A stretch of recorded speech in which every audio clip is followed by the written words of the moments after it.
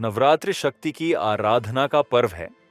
इन 9 दिनों में माँ दुर्गा के 9 रूपों की पूजा की जाती है, जिन्हें नव दुर्गा कहा जाता है। प्रत्येक रूप हमें एक अनोखा संदेश देता है। आइए जानते हैं इन 9 स्वरूपों को। पहले दिन पूजित होती हैं माँ शैलपुत्री।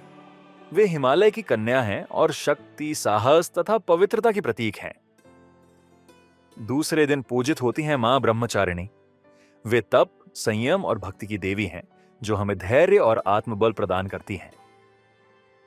तीसरे दिन माँ चंद्रघंटा की उपासना की जाती है। उनका तेज और साहस बुराइयों का नाश करता है और भक्तों को निर्भय बनाता है। चौथे दिन माँ कूष्मांडा की पूजा होती है। अपने दिव्य हास्य से उन्होंने सृष्टि की रचना की। वे ऊर्जा और जीवन शक्ति प्रदान करती हैं।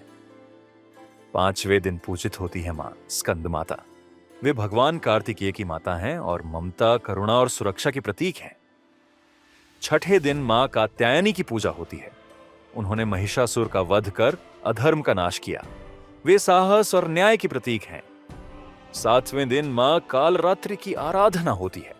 उनका भयावह रूप दुष्टों का संहार करता है और भक्तों को निर्भय बनाता है।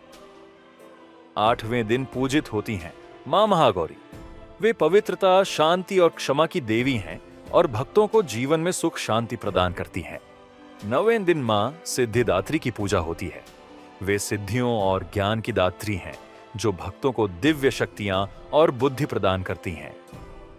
नवदुर्गा के ये 9 स्वरूप हमें सिखाते हैं कि जब जब अधर्म और अंधकार बढ़ता है, तब तब माँ दुर्गा रूपी शक्ति उसका संहार करती है। यही है नवरात्रि का वास्तविक संदेश।